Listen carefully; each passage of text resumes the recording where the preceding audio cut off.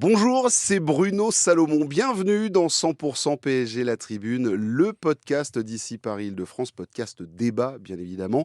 Épisode 7 aujourd'hui.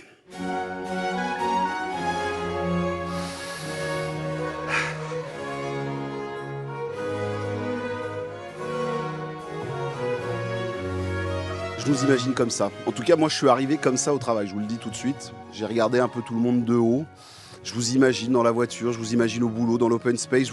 Je vous vois du côté de Paris ou dans d'autres villes de la banlieue ou même en France et dans le monde en train de marcher tranquillement, léger, le pas léger, le cœur léger, car le Paris Saint-Germain nous a à nouveau régalé. On est reparti quelques mois en arrière, on a revu la Coupe du Monde des clubs, on a revu le parcours de Ligue des Champions hier soir avec cette victoire magnifique du Paris Saint-Germain. PSG, le Paris Saint-Germain et le football de 2025. Oui, dans l'histoire du foot européen et mondial, 2025 sera à vie et ad vitam aeternam, eh bien, football et PSG.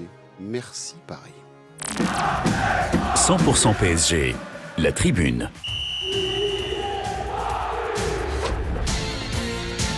Au sommaire de cette tribune, le PSG qui surclasse l'Atalanta Bergame 4-0, un récital en ouverture, c'est beau, c'est bon. Paris a été magique et nous a ramené, comme je viens de le dire il y a quelques instants, quelques mois en arrière, et tout ça sans être à 100%. Imaginez quand tout sera dans l'ordre du côté du PSG. On débriefe bien évidemment le match en long, en large et en travers avec le j'aime pas. On parlera bien évidemment de Gvara, des pénaltys, de Barcola et on se posera quelques questions. Par exemple, mais jusqu'où va aller Nuno Mendes? Oui, parce que hier, il y a quand même été stratosphérique la mobilette. J'ai envie de le voir au championnat du monde d'athlétisme sur 100 mètres. Désormais, notre Nuno Mendes. C'est comme ça, je suis fou. Avec le Paris Saint-Germain aussi, on se posera cette question. Est-ce qu'on a fait passer un message à la Ligue des Champions, à l'Europe entière pour dire qu'on était toujours vivant et qu'on avait toujours aussi faim du côté du PSG? Puis on va parler du classique qui arrive. OM Paris Saint-Germain prend-il un peu de saveur après cette journée de Ligue des Champions où, il faut le dire, Marseille n'a pas été ridicule face au Real Madrid. De ça et du reste, on en parle dans 100% PSG, la tribune. 100% PSG, Bruno Salomon, la tribune.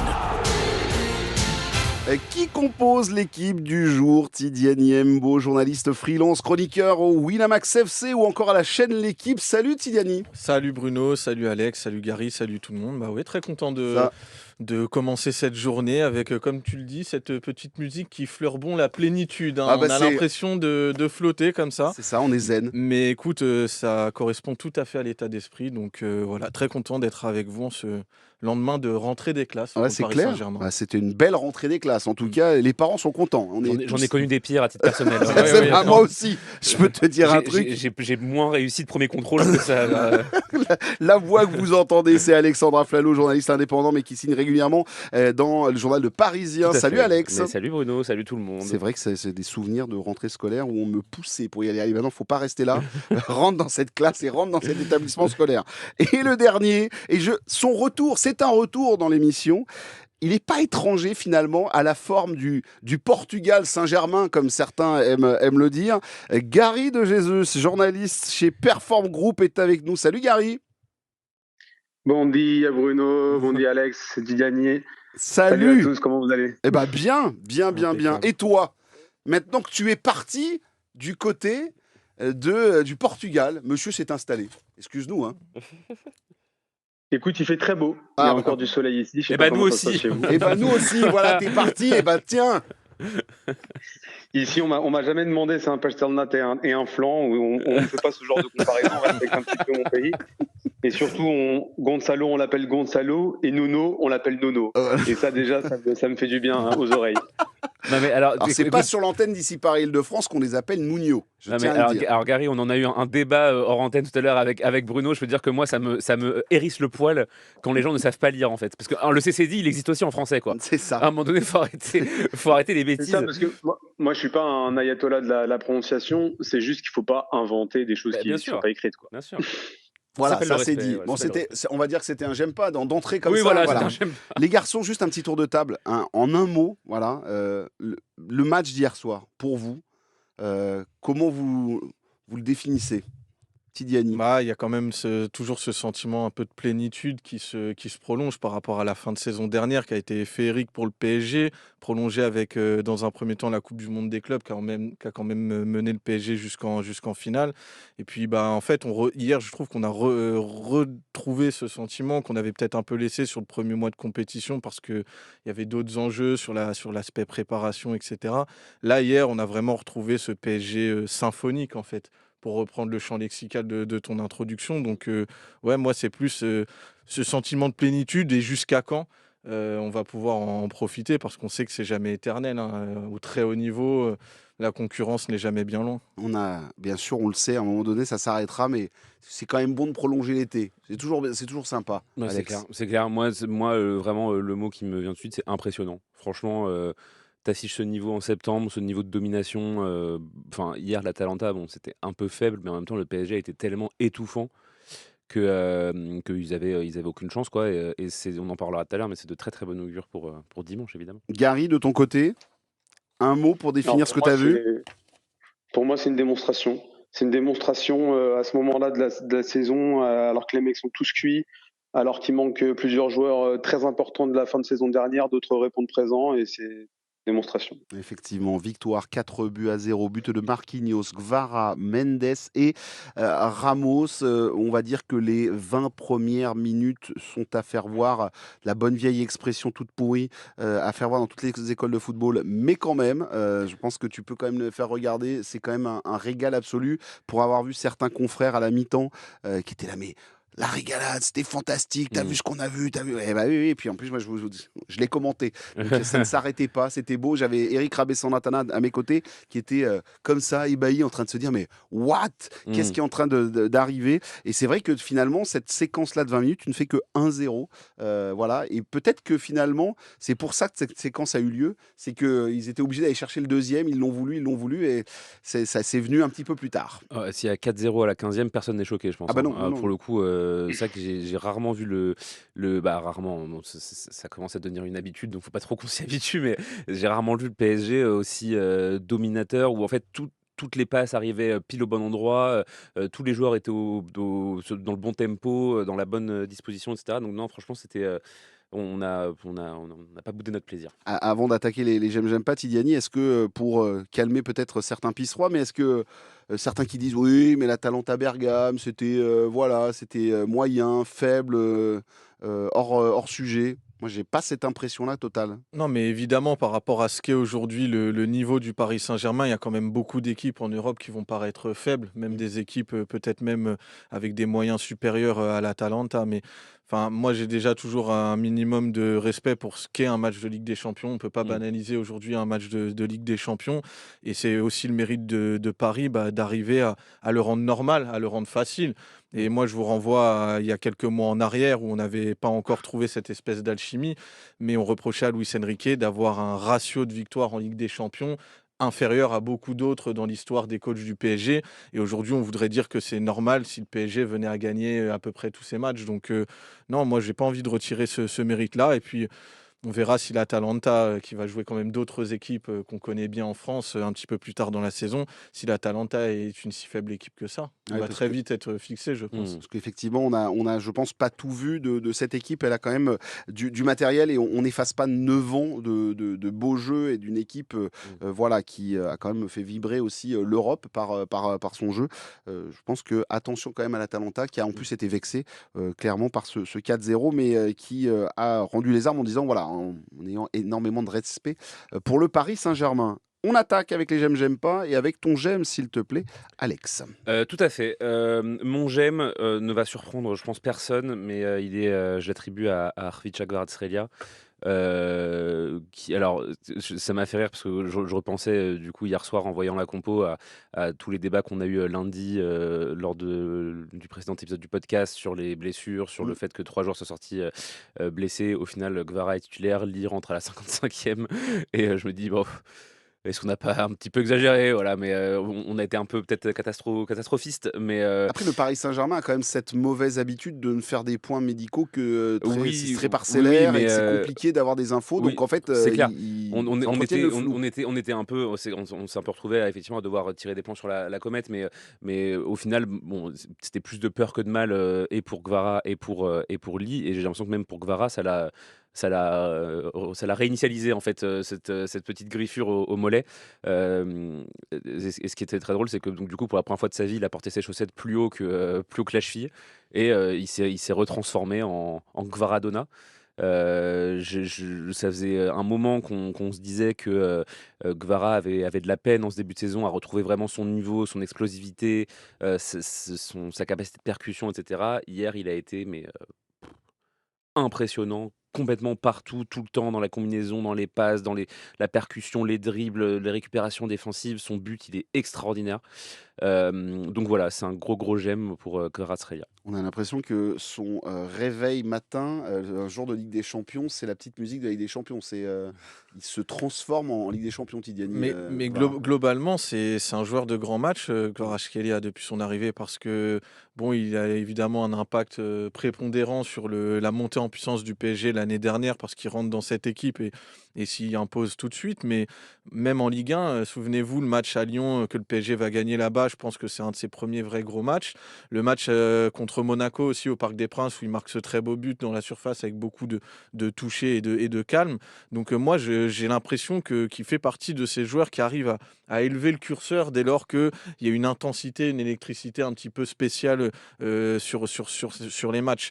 Maintenant, moi, je trouve ça aussi rassurant par rapport à la notion d'effectif, parce qu'on avait la crainte de voir les blessures s'accumuler. Et en fait, je pense qu'il y a un principe de précaution aussi. C'est-à-dire que peut-être que là où une petite pointe, une petite douleur, on passe dessus et on joue habituellement, parce qu'à ce niveau-là, de toute façon, les joueurs jouent tous avec des douleurs dans l'année. Mais peut-être que par rapport à la configuration de ces 2 saisons qui s'enchaînent, le staff a aussi demandé qu'il y ait vraiment aucune prise de risque, et donc à partir du moment où on ressent le moindre petit quelque chose, et on sort, et puis d'autres joueurs rentrent, et puis ça va aussi avec la politique de Luis Enrique de faire confiance à un groupe élargi. Donc moi, par rapport aux blessures, je préfère m'alarmer pour rien, mais peut-être que ouais, il y a un principe de précaution, et puis qui fait que voilà, Kvaratskhelia est peut-être sorti à 3-4 jours, mais aujourd'hui, il a été capable de sortir un très gros match. J'espère que ce sera la même chose, bien évidemment, pour un garçon dont on parlera tout à l'heure, mais Joao Neves, lui aussi est sorti à la 58e. Voilà, on espère que ça ira pour lui. On devrait en savoir un tout petit peu plus dans les 48 heures. Gary, avec toi, ton j'aime, s'il te plaît. Alors, mon j'aime, c'est un certain Gonzalo Ramos. Je vais vous Ça expliquer devient du pourquoi j'aime. tropisme, monsieur Gary. Non, mais il y a des explications, il y a une argumentation, vous inquiétez pas. C'est pas juste parce qu'il est portugais, J'écoute. c'est parce que il est rentré, il a marqué, comme à son habitude. Et est-ce que vous vous rendez compte à quel point, vous, supporters parisiens, êtes chanceux d'avoir un joueur comme Gonzalo Ramos, d'avoir un joueur avec ce type de personnalité qui, quand il rentre, donne tout sur le terrain à chaque fois, qu'il soit titulaire ou qu'il ne le soit pas, qu'il soit en réussite ou qu'il ne le soit pas, qui n'a jamais un mot plus haut que l'autre, il croit qu'il a égalé, j'ai vu mes collègues de Opta qui ont sorti une stat sur lui, il a égalé le record de buts au Paris Saint-Germain en entrant, en sortant du banc. C'était 16 buts avec Kylian Mbappé. Bon, il a dû rentrer un peu plus de fois en remplaçant que Kylian Mbappé, mais c'est toujours cette chance d'avoir cette diversité sur le banc, cette versatilité en plus, encore un joker en plus que vous n'avez pas quand il n'y a pas de vrai numéro 9 aligné d'office. Et je trouve qu'on ne se rend pas compte de la chance qu'a le Paris Saint-Germain d'avoir ce mec en super sub qui accepte son sort et qui donne tout pour l'équipe. Mais il commence à faire un petit peu la tête quand même. Hier, je ne l'ai pas senti euphorique sur son but, ou en tout cas, le visage était un peu... Je pense qu'on peut analyser cette réaction par plusieurs aspects. C'est le 4e but, c'était un but en fin de match, c'est pas non plus une action construite complètement folle. Il a récupéré sur une erreur de la défense. Je pense que ça joue un petit peu sur le. Mais c'est vrai que le fait de mettre Mayoulou à la place alors que lui il est là, c'est vrai que j'imagine qu'il n'a pas dû être aux anges, mais ça s'est pas ressenti sur le terrain quand il est rentré en tout cas. Alex, Bah, justement. en même temps, enfin, moi je trouve que ça rejoint directement ce que tu disais de lui, Gary, c'est-à-dire que jusqu'à aujourd'hui, et moi c'est un truc que je regrette amèrement, c'est qu'il n'a pas réussi à dépasser son statut de super sub, ou en tout cas à se montrer aussi efficace autrement que dans son statut de super sub. Quand tu dis effectivement que le PSG a de la chance de l'avoir, moi je souscris totalement à ça. C'est un joueur que j'aime beaucoup, c'est un joueur que je trouve très bon, même si évidemment il a des axes d'amélioration et il pourrait être un peu plus tranchant, un peu plus efficace, un peu plus tueur devant le but, parce qu'il lui arrive encore aujourd'hui de manquer des trucs où je pense qu'il pourrait faire un petit peu mieux, mais je suis un peu tatillon, quoi. C'est vrai que moi, à chaque fois qu'il est titulaire, je me dis, mais en fait, vaut mieux à ce compte-là, vaut mieux le mettre sur le banc et qu'il rentre en jeu et qu'il marque de buts, quoi. Parce que non, mais c'est vrai, parce que tu vois, finalement, hier quand je vois Mayoulou titulaire, pour moi, il y a pas de surprise. C'est-à-dire que effectivement, un truc que tu avais dit sur lequel je voulais rebondir, tu dis il accepte un peu son sort, mais en même temps, c'est là où il est le meilleur, en fait. Donc, est-ce que Ça, c'est sûr. c'est ça, est-ce qu'il vaut mieux le faire démarrer et qu'il marque pas, ou ne pas le faire démarrer et qu'il marque? En plus, hier, il joue une grosse demi-heure quand Ouais, même. une grosse demi-heure, parce qu'il remplace, c'est lui qui remplace Ouais, Joao Neves. voilà, donc il rentre quand même assez tôt, donc ce qui est quand même une progression par rapport au fait où des fois il rentre 5 minutes et vraiment il doit se contenter de ça. Mais ouais, moi franchement, si à chaque fois qu'il rentre sur le terrain une demi-heure il marque un but, moi je suis ravi, je suis heureux, hein. C'est un cas d'école quand même, Gonzalo Ramos. Non, mais c'est vrai, t'as l'un des, il serait numéro un dans, on va dire, les trois quarts des clubs européens. Il est là, il s'accroche. Bon, il est champion d'Europe, il a son titre, il a sa Ligue des Champions, mais c'est vrai que c'est pas facile parce qu'en plus il prend un coup sur la tête hier. Mayoulou titulaire, je suppose que ça lui a pas fait plaisir, mais on a tous vu le match de Lens où il avait été quand même assez moyen en tant que titulaire. Donc c'est vrai que ce joueur-là, on en a besoin, mais pas facile de le faire briller, en tout cas de. Bah, je pense que tout réside dans ce qu'ont mis en lumière les gars juste avant, c'est il accepte son sort. S'il accepte son sort qui est d'être un super sub et puis d'exister vraiment de manière très ponctuelle dans une équipe qui joue sans numéro 9, Gonzalo Ramos, voilà, il peut de faire service au Paris Saint-Germain comme il a été capable de le faire en sortant du banc. Mais moi, je reste quand même un peu perplexe parce que je trouve qu'il ne même si j'aime le profil du joueur et que je trouve qu'il a une très bonne mentalité, il ne fait pas suffisamment pour donner de vrais mots de tête à Luis Enrique. Et là, on est quand même dans une saison où le PSG, je pense, va quand même devoir apporter des petites adaptations à son jeu parce que c'est la vie des gagnants. C'est qu'à un moment donné, il faut que tu apportes ce changement dans la continuité.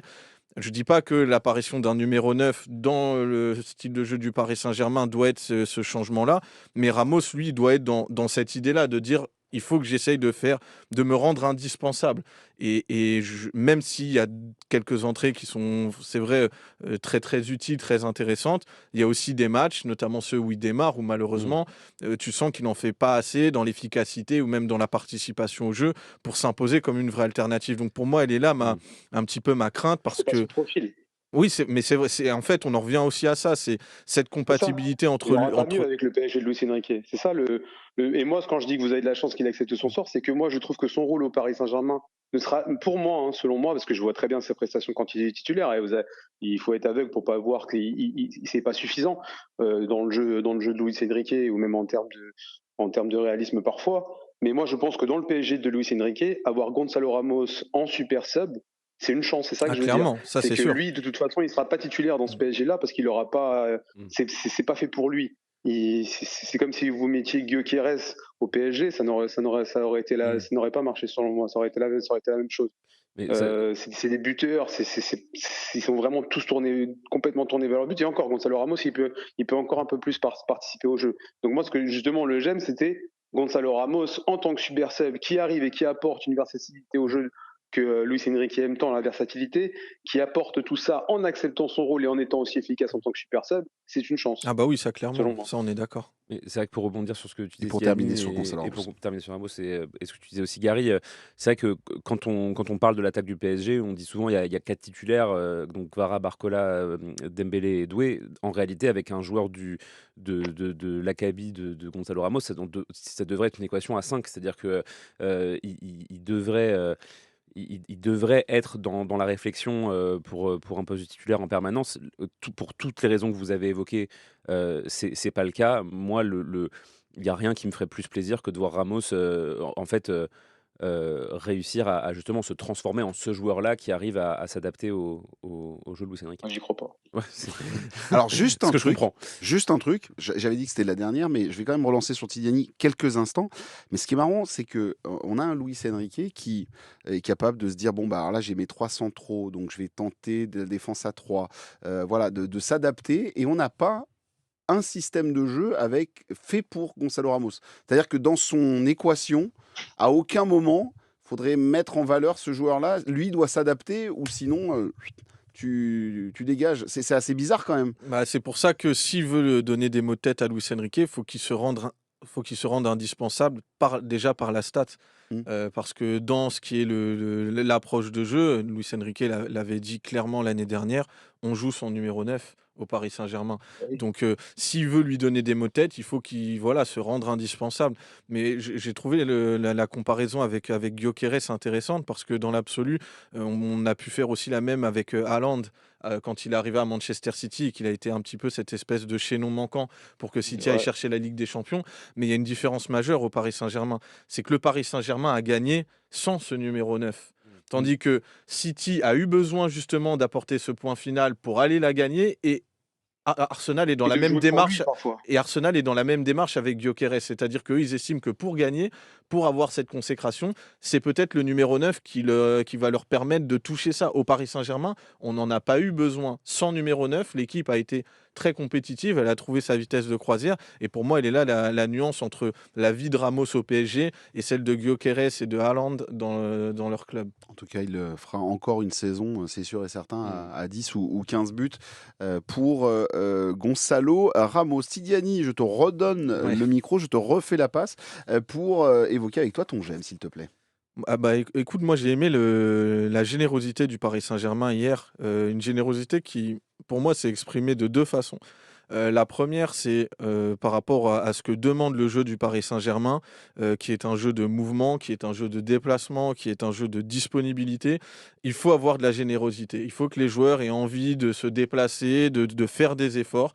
Et hier, on a retrouvé un PSG avec, je crois, presque 115 km bloc équipe couru, ce qui est quand même un standard intéressant pour la Coupe d'Europe. Et donc, pour moi, ce PSG généreux, faut qu'il ait les moyens physiques de le faire, mais ça fait partie de l'essence de son jeu. Et l'autre aspect de générosité, c'est le fait que le PSG continue à jouer. C'est-à-dire que dans un match où, globalement, tu pourrais avoir tout liquidé à 30 minutes et te dire que, bon, en ce moment, peut-être un peu de gestion, peut-être un petit peu on va garder des forces vives, il y a un classico qui arrive ce week-end. Et non, le PSG est toujours dans cette générosité. Un but de plus, un troisième, un quatrième. Et donc, moi, j'ai adoré ça, et je trouve que même ça envoie un message, peut-être pas à l'Europe, parce que ça, tu n'en as pas forcément besoin, tu as un statut de champion en titre, mais tu t'envoies peut-être même un message à toi-même que, oui, tu peux être peut-être encore plus fort, et puis tu vas être toujours dans cette mentalité d'être généreux, un but de plus, toujours jouer, et ça, j'ai beaucoup aimé. Est-ce que cette générosité transpire dans les médias portugais qui suivent l'actualité du Paris Saint-Germain via le prisme, bien évidemment, des joyaux qui nous ont été confiés, et je pense qu'on les fait plutôt bien briller, on les met bien en vitrine, mais est-ce que tout ça ressort? Briller, ça dépend. Oui, dans l'autre sens, oui. Oh, ça va, mon Gary. Dis-moi, est-ce que ça ressort, ça, ce collectif, cette générosité, cette envie de bien faire et d'être un peu jusqu'au boutiste, justement? Oui, la vision du Paris Saint-Germain, comme vous l'imaginez, elle a complètement changé. Et si avant on parlait des stars et surtout au moment du mercato, etc., là maintenant on évoque le Paris Saint-Germain à chaque fois qu'on évoque les grands du football européen. C'est souvent City, Liverpool et le PSG, comme ça, ils appellent ça les requins de l'Europe. Et, et oui, cette générosité à travers des joueurs comme João Neves, qu'on connaît très très bien ici, qui a ébloui tout le monde quand il était à Benfica, c'est vraiment l'illustration parfaite de cette générosité, et c'est quelque chose qui transpire à travers l'écran, c'est une certitude. Dans les commentaires, tout de suite, les gens sont quand même éblouis par ce Paris Saint-Germain, par la générosité dont parlait Tidiane. Et c'est vrai que cette générosité-là, c'est quelque chose qui est palpable tout de suite. Quand tu vois des mecs courir à ce point-là partout, quand tu vois les joueurs qui sont arrière droit se retrouver ailier gauche ou Marquinhos en position de numéro 9, c'est vrai que c'est quelque chose qui se voit tout de suite sur le terrain, qui interpelle et qui rend les gens... oui, c'est quelque chose qui explose aux yeux de tout le monde. Ça, c'est une certitude, et c'est vu d'un point de vue très positif, bien évidemment. Générosité aussi qui vient de ce constat depuis le départ, et encore Luis Enrique nous l'a rappelé hier en conférence de presse avant le match, donc avant-hier, sur ce fait de cette connexion avec le Parc des Princes. Et ce côté, le stade donne tout pendant 90 minutes, donc générosité, donc je veux la même chose sur le terrain transposé. Vous devez tout donner pour ce public qui donne tout. C'est vrai que longtemps, on a eu ce truc avec le PSG d'une sensation de mépris envers le public, d'une relation un peu Distance un peu. Ouais, mais distance et enfin, ça a même atteint le point de rupture sur la fin de la période Neymar, Messi, Mbappé, et ce titre fêté sous les sifflets pour une partie. Clairement, mais même dans l'attitude qu'ils avaient envers le public, le fait qu'ils allaient jamais les saluer, le fait que cette équipe était nonchalante, était indifférente, c'était une indifférence en fait pour l'écusson, pour le public, pour le stade qui en sous-titre donnait du mépris en fait. Et aujourd'hui, c'est plus du tout le cas. Luis Enrique, dès le départ, dès son arrivée au Paris Saint-Germain, avait mis justement un point d'honneur à rendre au public ce que le public donne, et le public donne énormément. Et ce qui est beau, en fait, c'est que ce sont deux générosités qui s'alimentent. C'est-à-dire que dans des soirées comme celle d'hier au Parc des Princes, on voit que ceux qui chantent pas d'habitude chantent, ceux qui accompagnent pas Auteuil d'habitude accompagnent Auteuil. Boulogne est en train de s'encanailler. Que Boulogne s'encanaille, bien sûr. Boulogne qui chante pas dans le même tempo qu'Auteuil, ça m'agace un peu. Mais c'est pas grave. mais ils chantent le même chant, mais en canon. En canon. Et moi, je suis un peu, je suis un peu maniaque là-dessus. Tes oreilles. Il faut venir au stade avec tes petites baguettes de chef d'orchestre et puis nous synchroniser tout ça. C'est un petit style avec ses cheveux détachés comme ça. Tu vois parfaitement. On va prendre un mégaphone et puis on va rajouter ça. Mais non, mais t'as entièrement raison, Bruno. C'est un adjectif que je trouve qui colle bien à ce PSG-là dans tous ses aspects. Et juste pour rajouter un petit mot sur un joueur qu'on n'a pas évoqué, mais sur la générosité, moi j'ai trouvé vraiment bon, comme d'habitude hier, mais Vitinha dans l'intensité de ses courses, dans le volume, dans son langage corporel, ce qu'il fait pour conserver le ballon, etc. Enfin, moi, je le trouve toujours, il est toujours à 110%, quoi, et c'est assez impressionnant. Il a été effectivement excellent encore hier, et on le rappelle, de toute façon, c'est mon mantra depuis le départ. Tant que nos milieux de terrain sont en état, tout ira très très bien au Paris Saint-Germain. Tu peux même jouer avec Kanginli, il n'y a aucun problème, ça passera aussi. Non, mais tu vois, ce que je veux dire par là, c'est Vitinha, Fabian Ruiz, Joao Neves, et je remets mon Warren Zaïre-Emery qui revient peu à peu, qui remonte sa pente, et on va pouvoir un peu compter sur lui aussi. Donc c'est toujours important, et tant que ce milieu de terrain sera là, tout ira bien pour ce PSG. Les copains, on fait un petit tour de table sur s'il y a eu des j'aime pas, s'il y a des petites choses qui vous ont pas trop plu. J'attaque avec toi, Gary. Un j'aime pas à nous souligner? Alors sincèrement, un j'aime pas. Très compliqué. Je viens de m'apercevoir qu'en fait, tu m'avais juste répondu pour un j'aime, en fait. Dans toute. Effectivement, oui. Effectivement, j'avais pas de j'aime pas particulièrement. Non. Bon, t'as le droit à un j'aime alors pour Nuno Mendes. Exactement. On verra ça tout à l'heure. T'inquiète, on a un petit débat là-dessus. Parce que Nuno, son prénom, c'est meilleur latéral gauche du monde. C'est pour ça que c'est plus Nuno. Pas de souci. Mais moi, je veux le voir au 100 mètres. On en reparle tout à l'heure, mais je veux le voir sur un 100 mètres avec au championnat du monde d'athlé. Tidiane, ton j'aime pas, s'il te plaît. Moi, mon j'aime pas, ce sera l'échec récurrent sur penalty. Alors, bon, évidemment, quand on sort d'une victoire 4-0 du côté du Paris Saint-Germain, c'est difficile de trouver les petits points d'amélioration, mais on est aujourd'hui à un niveau d'excellence qui fait que rien ne doit être laissé au hasard. Et au-delà de ce qui est renvoyé par ce penalty de Barcola et cette course un petit peu nonchalante et pas forcément qu'envoie pas forcément le bon message, je trouve, pour ce qu'on en attend sur la suite de la saison. L'exercice du penalty, aujourd'hui, le PSG est en échec. C'est 4 ratés sur les 8 dernières tentatives, donc c'est bien en dessous du taux acceptable à ce niveau-là. Et si c'est pas encore un problème, parce que ça n'empêche pas le PSG de gagner des matchs et de gérer le scénario de ces matchs, bah, malgré tout, je pense qu'à ce niveau-là, il faut pouvoir régler ça rapidement, avoir un tireur peut-être attitré et puis surtout fiable. Donc, je ne sais pas quelles sont les solutions qui peuvent être trouvées parce que Luis Enrique en parle avec un certain détachement et un petit peu comme les coups de pied arrêtés à une époque, il n'a pas l'impression de vouloir en faire une affaire d'État. Ça n'en est pas une, mais j'espère juste que plus tard, dans la Ligue des Champions et là où se jouent peut-être parfois les micro-détails, c'est pas sur un penalty que le PSG nourrira ses regrets. Donc que ce ne soit plus un sujet, qu'on trouve un tireur et puis que le tireur se rapproche des 90% de réussite et puis on n'aura plus de problème à évoquer autour du PSG. On avait l'impression de l'avoir, notre tireur. On pensait que c'était Vitinha, mais il s'est raté 2 fois et depuis, on fait une espèce de mélasse, mais à chaque fois, c'est les mêmes tirs. Alors Dembélé avait pris sa course d'élan là, un peu particulière, il avait fait partir et tuer un pigeon et casser 2 lampadaires.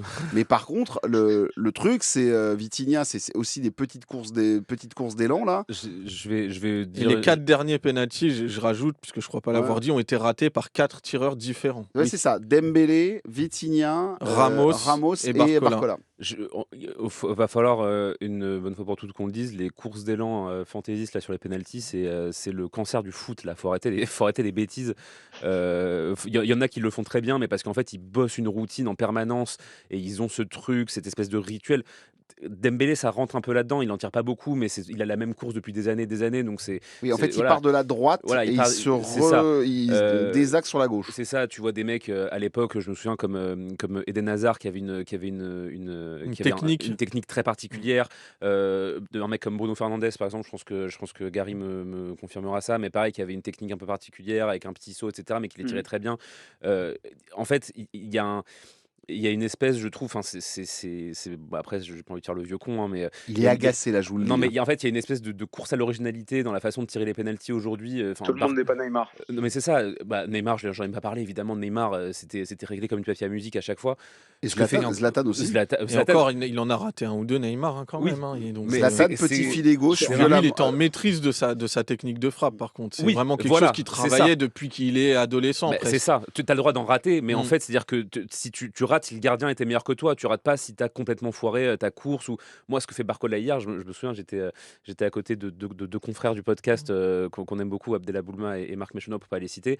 Le premier truc qu'on dit, c'est il va se faire défoncer. Bah oui. Il va se faire défoncer. Et c'est dommage, puisque je vais pas dire que ça annule les effets positifs de son match. C'est clair. Mais en fait, ça laisse un petit arrière-goût amer dans la bouche. Et en ce moment, il n'y a pas grand-chose sur quoi pinailler au PSG. Donc fatalement, à un moment, la focale, elle va aller là-dessus, quoi. En fait, juste pour revenir là-dessus, quand tu fais le choix de ne pas faire de course d'élan sur un penalty comme l'a fait Barcola hier avec juste un pas d'élan, tu peux pas faire cette espèce de tir un peu nonchalant, un peu dans le centre, comme tu faut envoyer un missile. C'est un tir de junior. Ouais, faut envoyer une canette parce que en fait, ce genre de frappe un peu molle, un peu machin, ça fonctionne.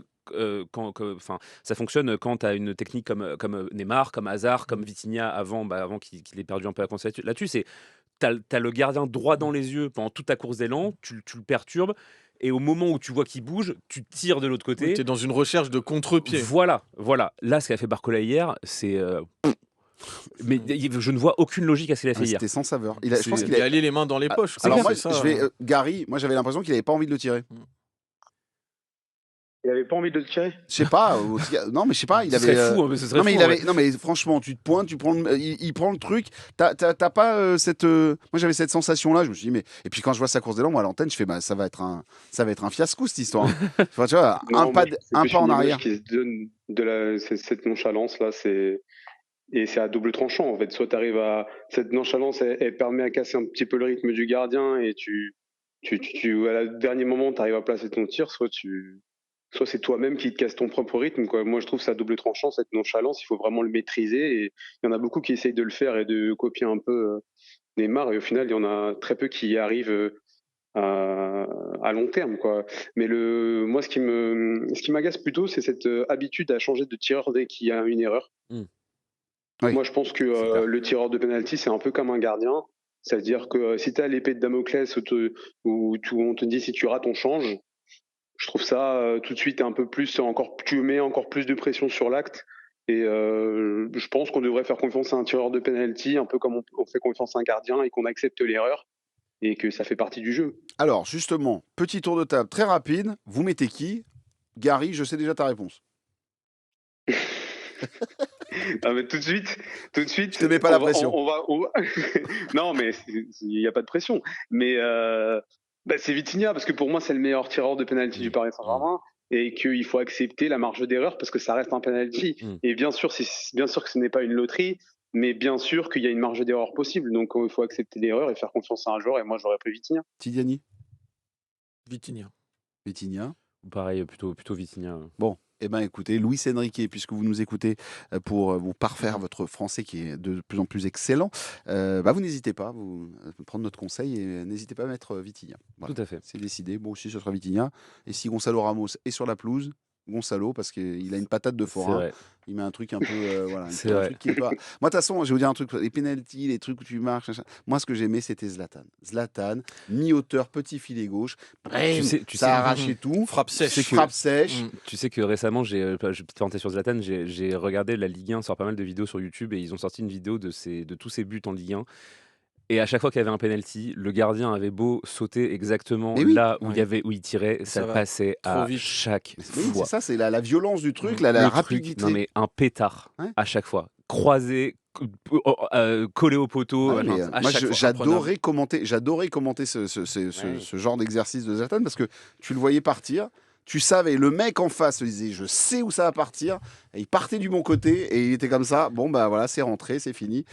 C'est comme ça. Juste les amis qui nous regardaient sur YouTube, ne vous inquiétez pas, vous dites, mais tiens, mais qu'est-ce que c'est que ce studio? C'est le petit studio aujourd'hui. C'est le studio habituellement. Notre copine Pia fait ses entretiens en tête-à-tête avec des invités. Voilà, c'était pour une journée. On retrouvera notre grand studio dès la semaine prochaine. 2 podcasts la semaine prochaine, je vous le dis tout de suite. Un spécial débrief OM-PSG et un autre sur le possible Ballon d'Or d'Ousmane Dembélé. Oui, puisque DJ Snake l'a dit. Et Ousmane, Ballon d'Or. Bref, passons à autre chose. Votre j'aime pas, s'il vous plaît, cher Alex. Attends, est-ce que je peux juste faire une petite parenthèse avant de mon j'aime pas? Parce que Gary a dit un truc, je voulais pas casser le flow de la conversation, mais Gary a fait un truc tout à l'heure que j'ai beaucoup aimé. Il a dit épée de Damoclès et il a pas rajouté au-dessus de la tête après. C'est un pléonasme, il faut que les gens le sachent. Une épée de Damoclès, c'est forcément au-dessus de la tête. C'est un truc que j'entends jamais et je veux juste féliciter Gary et je veux dire, j'ai vraiment kiffé ce que tu viens de faire. Je sais pas si c'était volontaire ou pas, mais bravo. Bien sûr, c'était volontaire. Merci. Tu l'as pris pour un débutant, quoi. Non, mais je sais pas, je ne sais pas. Dans le doute, bravo. Dans le doute, voilà. Donc, et pour ceux qui nous écoutent, voilà, un peu de culture générale. Voilà, au départ, t'as mis une mine à tout le monde sur Nuno et Gonzalo, il s'est énervé. Et en plus, il parle bien français. Voilà. Mais oui, non, mais bien sûr, mais voilà, c'est ça qu'on aime, c'est ça qu'on adore. Mais donc voilà, épée de Damoclès, elle est toujours au-dessus de la tête. Donc très bien. Pas, voilà, bon, Damoclès, t'y vas? J'y vais. Un tout petit j'aime pas vraiment qui était un peu à la hauteur aussi des espoirs que je nourrissais en lui, mais j'ai pas été convaincu par le match de Sédé Ayoulou. Sa titularisation a été une bonne surprise pour moi. Ça parce me surprend, que j'ai bien aimé l'idée qu'il soit titulaire dans ce rôle-là. J'ai trouvé que il a été un peu neutre, quoi. Il a été un peu tiède. J'ai pas trouvé qu'il ait fait de différence. Il a parfois participé à des combinaisons. Il était là pour distribuer, pour être en pivot, etc. Je l'ai pas trouvé dans une dépense d'énergie folle. Je l'ai pas trouvé dans un. C'est toujours très compliqué de succéder à Ousmane Dembélé, qui est littéralement au four et au moulin en permanence. Mais voilà, j'en attendais un tout petit peu plus de lui sur des passes clés, sur des bons décalages. C'est pas facile, ce poste, au Paris Saint-Germain. C'est évidemment que c'est pas facile, mais voilà, c'est pour ça que je dis c'est un j'aime pas, mais vraiment parce qu'il en fallait un très très light, et aussi parce que c'est parce qu'il a été dans l'énergie quand même. Ça m'a pas choqué, quoi. Pour les autres, en fait, c'est le rôle du numéro 9 de Luis Enrique quand c'est pas Dembélé. C'est ça. Tidiani, est-ce que tu rejoins Alex, ou est-ce que toi de ton côté Tu as trouvé que c'était intéressant. Ça fait 2 fois que Mayoulou est mis à ce poste. Il avait été mis sur un match de Coupe du Monde des clubs. Je contre l'ai plus Seattle. En tête. Ah, c'était contre troisième Seattle, match. Effectivement, pendant 70 minutes environ. Ça n'avait pas été non plus, j'en ai pas un souvenir foufou. Et c'est un peu la même chose là. Non Ouais, et puis ça fait suite un peu au premier débat qu'on avait sur Ramos tout à l'heure, parce que Mayoulou avait été titularisé après que Ramos ait joué les 2 premières rencontres sans forcément donner pleine satisfaction. Donc c'est un petit peu la même logique qui a prévalu hier, j'ai la sensation. Moi, sur Mayoulou, j'ai pas envie de lui tomber dessus, et évidemment, et on espère qu'il va avoir plus de temps de jeu cette saison, qu'il va continuer à s'aguerrir, et il faut de la place pour les jeunes au Paris Saint-Germain. Et au-delà du fait que c'est un rôle qui est très difficile, ce rôle de faux numéro 9, je pense aussi que par rapport à son profil, c'est peut-être le poste qui lui correspond, ou la fonction qui lui correspond le moins. C'est-à-dire que si tu le mets sur les 2 du côté, peut-être qu'il aura un petit peu plus de facilité, voire même si tu le mets dans les 2 relayeurs, peut-être pas devant la défense, mais tu vois, à la place de Ruiz ou de Neves, j'ai l'impression qu'il peut être plus dans ce qu'il sait faire. Voilà, donc, mais après, c'est sur le match d'hier, oui, c'est vrai qu'il est, par rapport à un Kvaratskhelia qu'on voit très fort, et par rapport à un Barcola qu'on voit qui donne un match qui a ses qualités et ses défauts, mais on le voit. Mais c'est vrai que Mayoulou était peut-être un petit peu en deçà. Un petit peu en deçà, effectivement. En tout cas, on va le revoir. C'est vrai qu'en plus, il faut juste rappeler, il revenait de blessure. Il avait joué une vingtaine, trentaine de minutes face à Lens, et là, titulaire direct. C'était tout à fait un cadeau empoisonné.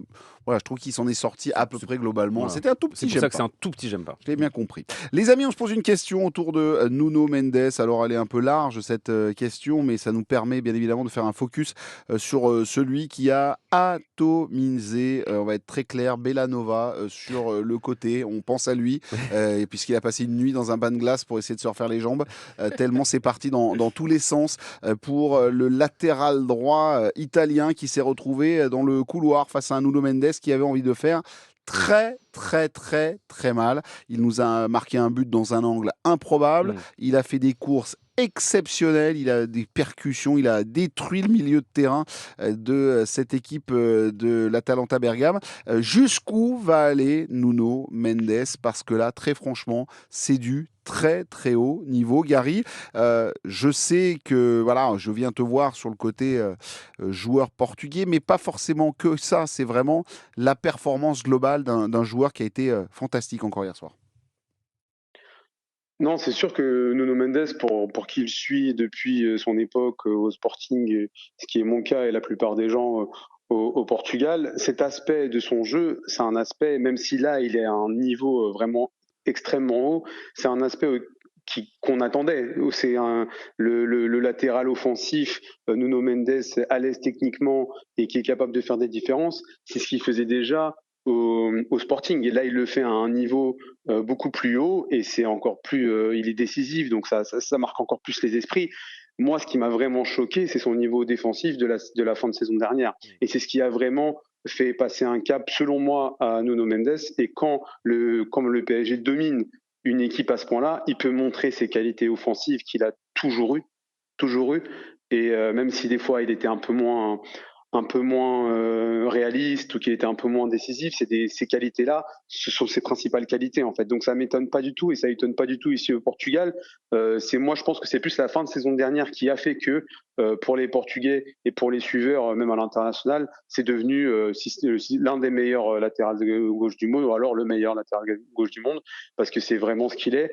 Et non, il impressionne énormément. Son match encore hier, j'ai regardé le match avec les commentaires portugais, et ils adorent un peu singer les Français sur les buts. Ils font oh là là Nuno Mendes, parce qu'ils arrêtaient pas de dire oh là là pour faire comme si faire des onomatopées françaises quoi.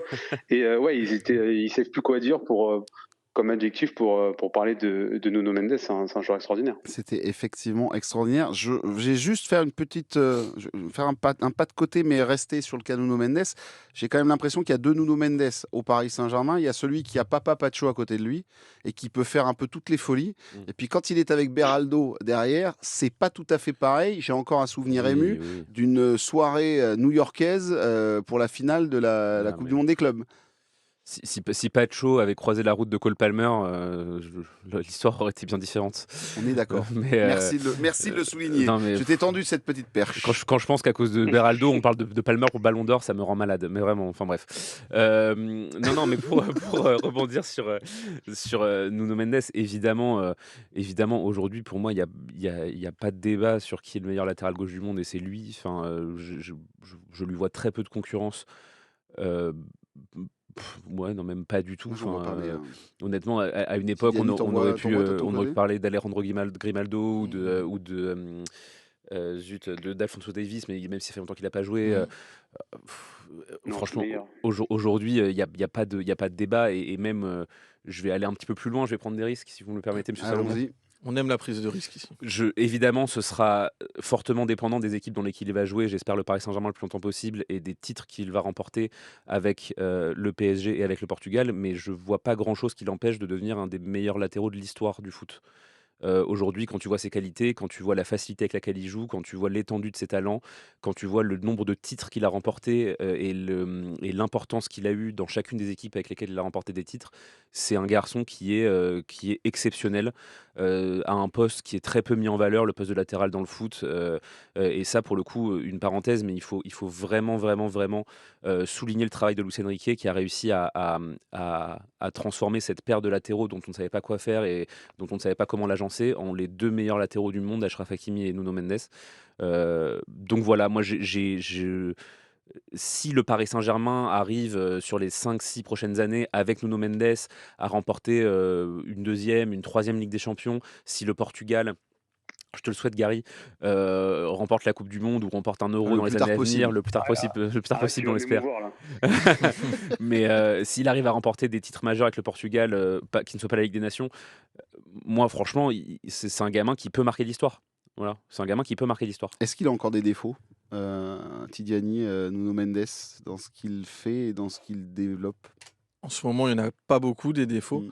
Parce qu'on a l'impression qu'il est vraiment sur une trajectoire ascendante, et j'aime beaucoup la notion de progression qu'a évoqué Alex en prenant la comparaison avec Hakimi.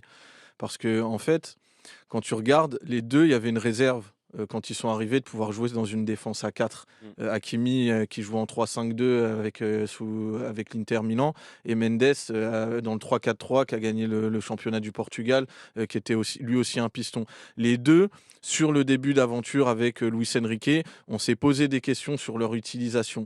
Mendes, au départ, nous frustrait même parce qu'on avait l'impression qu'il jouait le troisième central et qu'il était en quelque sorte bridé dans ses velléités d'arrière latéral gauche, et qu'en fait, on avait un joueur dont on avait déjà décelé le potentiel, même avant l'arrivée de Luis Enrique, mais qu'on n'arrivait pas à en extraire vraiment la quintessence.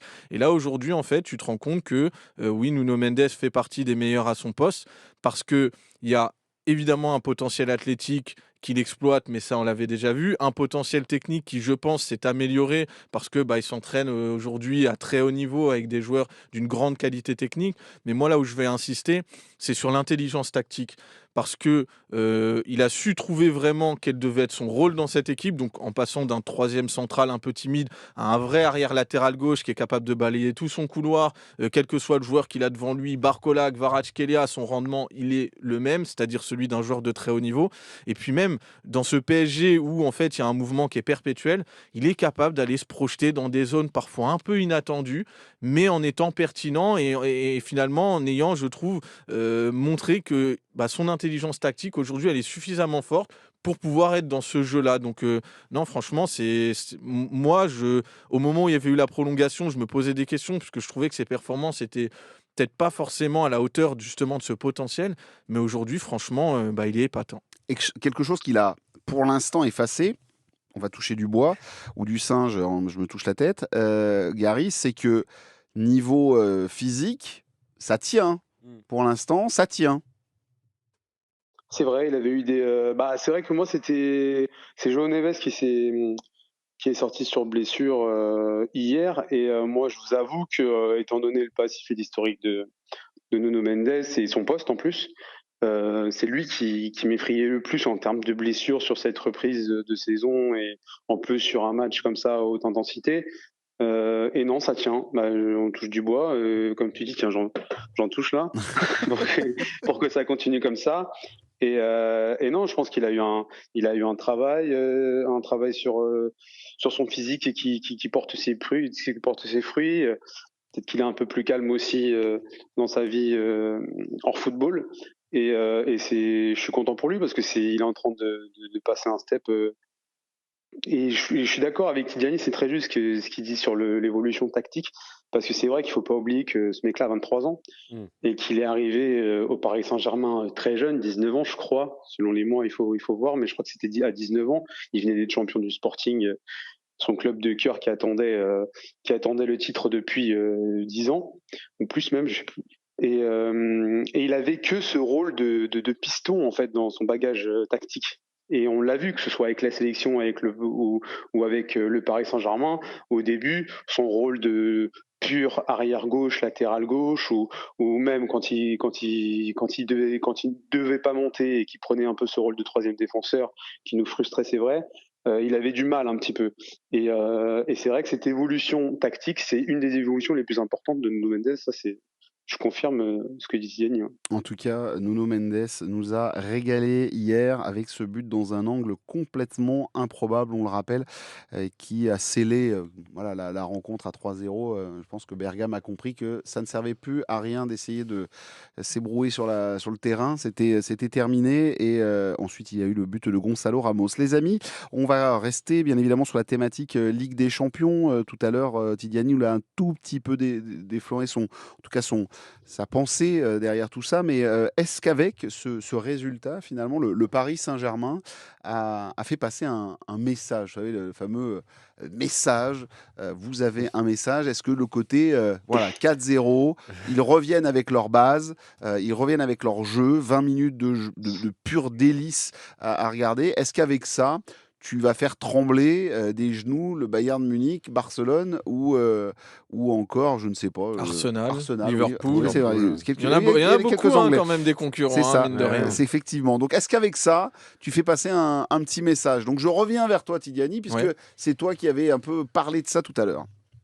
Bah, écoute, moi, comme je le disais, un message aux autres, pas forcément, parce qu'on est quand même au tout début de l'année et la saison est très très longue et on sait que la réalité de septembre n'est pas celle du mois d'avril, du mois de mai, ces fameux mois de la vérité. Mais donc moi, je pense que les autres ne sont pas surpris parce que le PSG est capable de produire. Par contre, dans cette idée de back-to-back qui est évoqué par Luis Enrique, de retrouver de la motivation, je trouve que c'est avant tout un message que le PSG s'envoie à lui-même.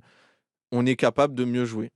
On est capable de mieux jouer cette saison, alors que ça semblait peut-être illusoire, vu comment la dernière s'est terminée en apothéose. Mais vu comment celle-ci commence, bah oui, peut-être qu'avec une ou deux retouches, avec des joueurs qui vont aussi avoir un an de plus, qui auront emmagasiné une confiance incroyable sur les derniers mois, ce Paris Saint-Germain est probablement capable de jouer encore mieux qu'il n'a joué la saison dernière. Donc pour moi, c'est ça le message que tu peux t'envoyer, et il est déjà très positif. En tout cas, juste rappeler, hein, le back-to-back, c'est de faire le doublé, hein, de Ouais. tenter de remporter une deuxième Ligue des Champions consécutive, ce qui a été réalisé par un club très fermé, select, avec du Bayern Munich, Real Madrid, Milan AC à une certaine époque, ou Ajax d'Amsterdam. D'Amsterdam, pardon. Oui, bien sûr. Jeune homme, Alexandre Aflalo. Enchanté, vraiment. Bonjour, ravi merci de faire d'être ta avec nous. connaissance pour la première fois de notre vie.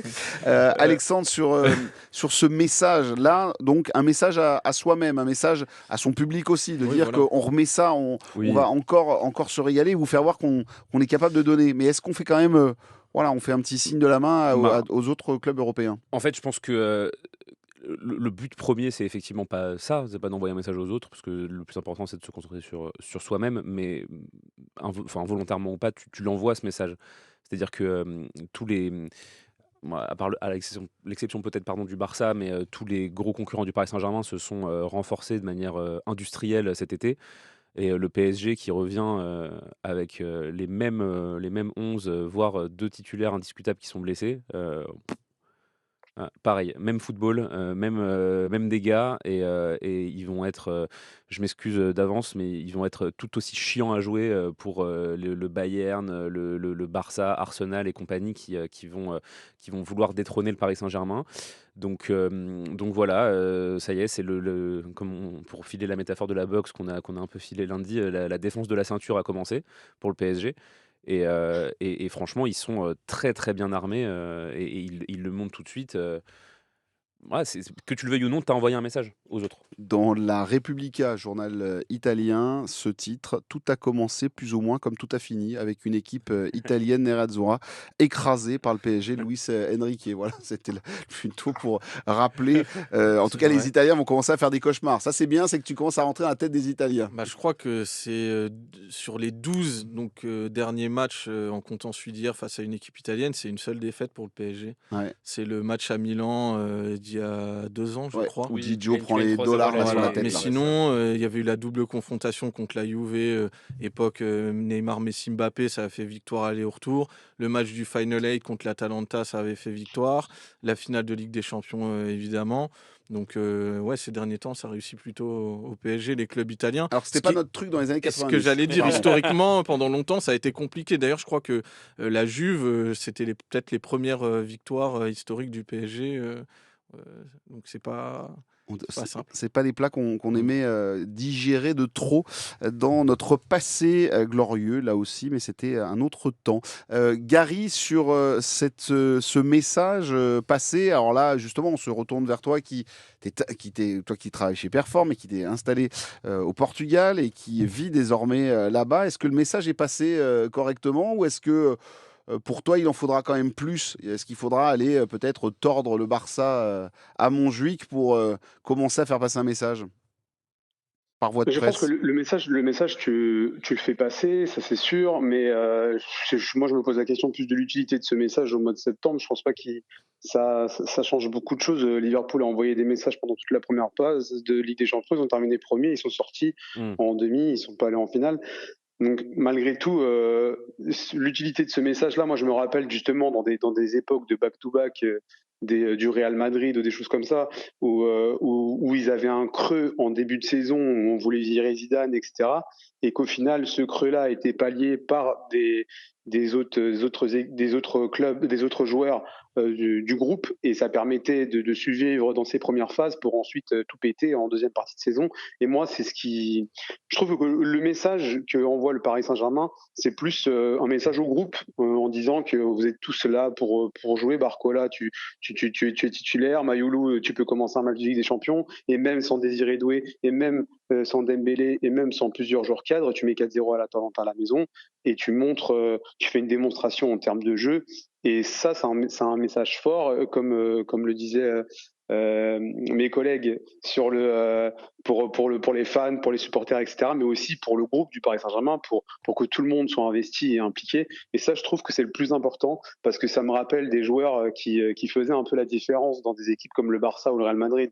Je sais pas, Pedri, des mecs comme ça, en début de saison, et qui après disparaissaient ou devenaient des super subs en deuxième partie de saison. Et sur les premières parties de saison, c'est un peu sur eux que reposait l'équipe parfois. Et là, c'est important de voir que le Paris Saint-Germain arrive à impliquer tout le monde, à emmener tout le monde dans cette dynamique. Et dès ce premier match de Ligue des Champions, même sans plusieurs cadres, mettre 4-0 à l'Atalanta, je trouve que c'est ça le plus important. Il y a un truc qui fait saliver quand même, c'est que quand on a vu ce qu'on a vu hier soir, on a envie d'être le 1er octobre du côté de Barcelone pour voir ce Barcelone-Paris Mais c'est ça, Saint-Germain. parce que le plus important, ça va être de voir comment le PSG va gérer ces phases de moins bien, justement. Quand tu vas être un peu moins bon dans la saison, est-ce que tu vas sombrer ou est-ce que tu vas tenir avec le groupe?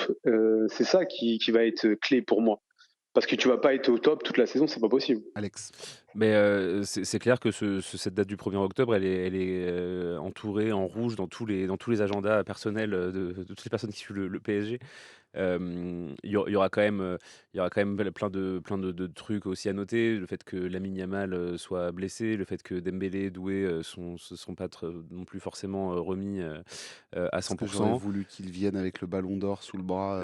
Mais il sera là, même en tribune, il sera là avec son Il peut ballon venir d'or. quand même. Hein. Il peut venir quand même. Même Il y a s'il de la joue pas. place. Il y a de la place dans l'avion. L'avion est Vous assez avez vu grand. cette image pour Kipembe quand il n'a pas pu passer les LED autour du terrain? Ce sont ses jeunes coéquipiers qui l'ont soulevé en lui disant va pas te faire mal, voilà.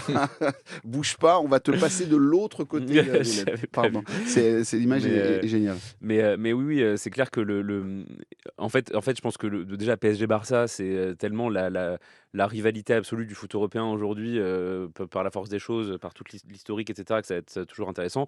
Et puis surtout, c'est deux des équipes qui jouent le mieux en Europe cette année, même s'il y en a d'autres. Mais c'est un match qui est toujours chargé en intensité footballistique et puis en intensité émotionnelle, donc ça va être bien. Ça se jouera à Montjuic, comme Oui, je l'ai dit. Ce sera le 1er octobre, à vivre, bien évidemment, sur l'antenne. De quoi? Non, c'est pas comme nous. Non, ça a été validé hier que ça serait à Montjuic. Non, mais ils sont en retard complet. Okay. Faut pas leur demander de faire des travaux chez toi, sinon t'as au moins 2 ans de retard. Hein. Non, mais ça fait des plombs qui nous annoncent. Non, ça va, nous pour ça on est équipés. Bon. Non, j'ai rien dit. Alors là, c'était pas parti du tout là-dessus, mon ami Gary. Je l'ai fait avant que quelqu'un le fasse. Non, c'est écoute, tout le monde. Mais en tout cas, ce qui est sûr, voilà, c'est qu'ils ont pris du temps. Moi, j'aurais tellement voulu aller leur faire mal directement dans leur nouveau Camp Nou. Je pense qu'ils ont peut-être peur, ils se disent faut pas qu'on se salisse. Mais la saison est encore longue, Bruno. Il y aura l'occasion de se retrouver peut-être un petit peu plus tard. Quand tu parles comme ça.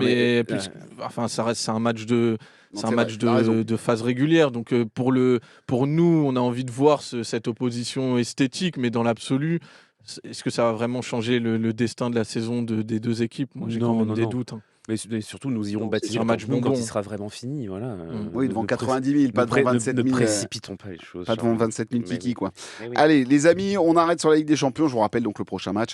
Barcelone, d'ailleurs, Barcelone qui joue ce soir, parce que c'est sur 3 jours pour les Barcelonais. Ce sera ce soir. Les amis, on termine juste avec le classique. Vraiment, question rapide et on a 5-6 minutes devant nous pour en parler.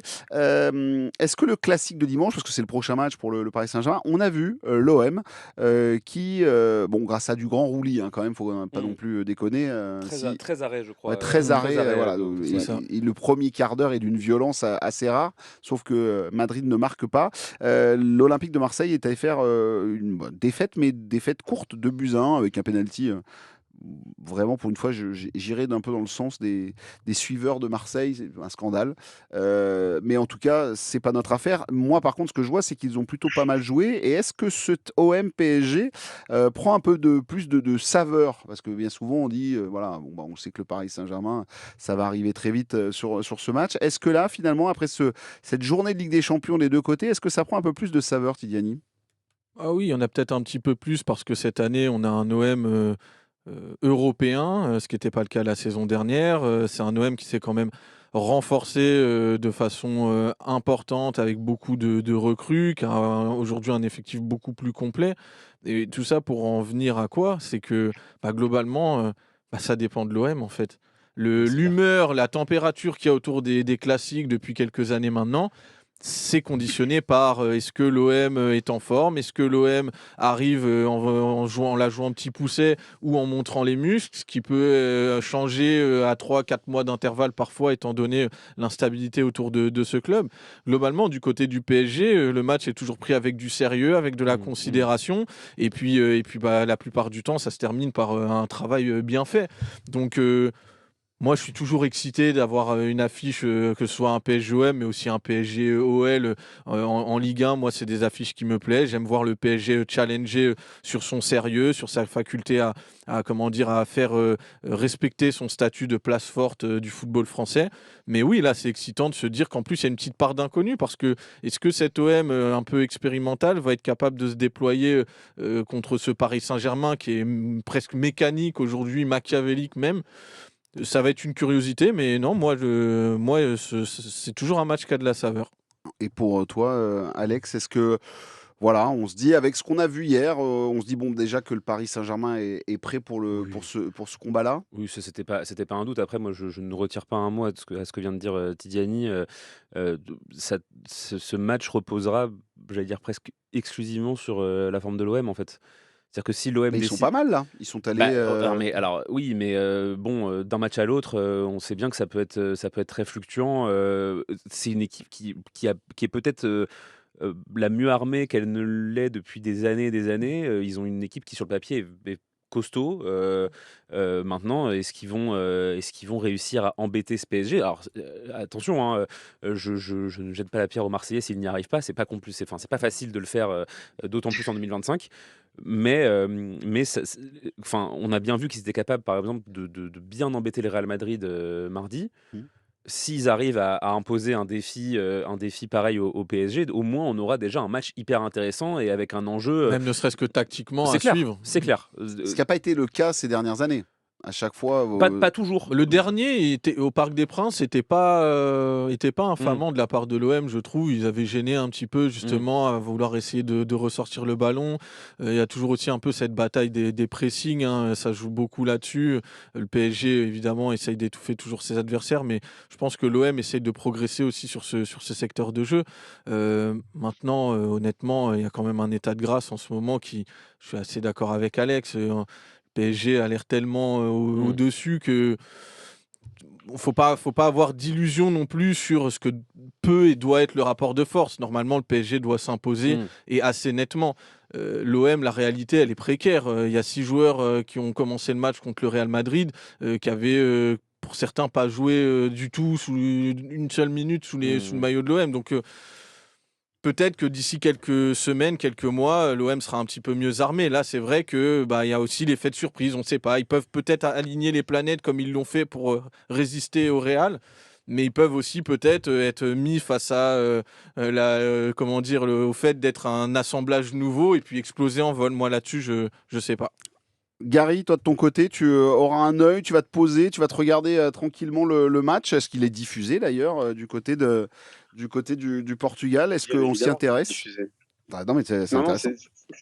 C'est diffusé. Après, moi, il faut que je regarde. Je ne sais pas à quelle heure c'est. Il faut que je vois si ça tombe avec le premier match de Mourinho à Benfica. Ah oui. Donc, non, et oui. Ça va tomber dessus. Donc, il faut que je regarde mon agenda, voir si c'est possible de tout voir. Mais non, pour moi, ça dépend pas de Marseille. Je suis pas trop d'accord avec mes collègues. Pour moi, ça va plus dépendre du Paris Saint-Germain. Parce que si, avec tous les défauts qu'on a annoncés et qu'on attend de Marseille, avec tous ces joueurs qui viennent d'arriver et qui peuvent pas être intégrés, c'est pas possible, qui ont fait qu'un seul match sous les couleurs de Marseille. Il y a très peu de temps en plus. J'y crois pas, parce que si le Paris Saint-Germain joue à son plus haut niveau, s'il y a un Paris Saint-Germain version Champions League contre ce Marseille, ce que fait souvent le PSG contre l'OM, pour moi, même si Marseille fait de son mieux, ils pourront pas faire grand-chose, parce que pour moi, le Paris Saint-Germain, c'est pas le Real Madrid non plus, c'est au-dessus. Et en termes de collectif et en termes de groupe, c'est beaucoup, beaucoup plus haut que le Real Madrid, selon moi. Cette machine qui arrive, si les joueurs sont au meilleur niveau, Marseille n'a aucune chance. Pour moi, il faudrait vraiment qu'ils mettent le bus, le PSG manque énormément de réalisme pour qu'ils puissent espérer faire quelque chose. Sinon, j'y crois pas une seconde. J'ai le planning pour toi, Gary. Ce sera donc à 19h samedi pour AVS face à Benfica. Voilà, comme ça au moins tu... C'est ça, voilà. Vila das Aves pour être exact. Très bien, tu le dis parfaitement. Je me suis pas embarqué là-dessus, bien évidemment. Mais du coup, Vila das Aves, c'est un petit flanc ou c'est Arrête, va pas me le vexer. C'est juste, c'est à pas loin de Braga. C'est dans le nord, donc je n'y serai pas. Mais ce sera l'anniversaire de ma fille, donc on mettra ça à la télé en fond. Très bien. Formidable. 3 ou 4 ans? 3. Et voilà. Eh bien, écoute, joyeux anniversaire à la petite. Et nous, c'est l'heure de se dire au revoir. Voilà, 100% PSG la tribune, c'est terminé pour aujourd'hui. Merci pour votre fidélité. N'hésitez pas bien évidemment à nous mettre des pronostics pour la rencontre de dimanche. Je vous rappelle qu'on a rendez-vous dès 20h30 sur notre antenne avec Pierre Clément, Eric Rabé, Sandra Tana et moi-même pour cette rencontre entre l'OM et le Paris Saint-Germain. Je remercie Tidiani, je remercie Alex et Gary pour cet excellent moment passé ensemble pour débriefer cette rencontre entre le Paris Saint-Germain et l'équipe de l'Atalanta Bergame. Le score 4-0. Prochain match en Ligue des Champions, ce sera face à Barcelone. On va se régaler, mais entre-temps, il y a le pain quotidien, c'est-à-dire le championnat, et ce sera donc OM-PSG dimanche 20h45. Merci à toutes et à tous. Vous n'hésitez pas à nous mettre des petits commentaires, des petites étoiles. C'est ce qui permet aussi à l'algorithme de s'exciter un petit peu sur la toile. Et n'hésitez pas aussi à ceux et celles qui nous écoutent en audio de nous rejoindre sur la nouvelle chaîne ici Paris-Île-de-France. C'est 100% PSG ici Paris-Île-de-France. C'est notre nouvelle chaîne. Vous n'hésitez pas à vous retrouver le mag, la tribune, mais aussi le billet d'humeur de Romain Bellouk. Merci à toutes et à tous de nous avoir suivis. Il est temps de débrancher ce podcast.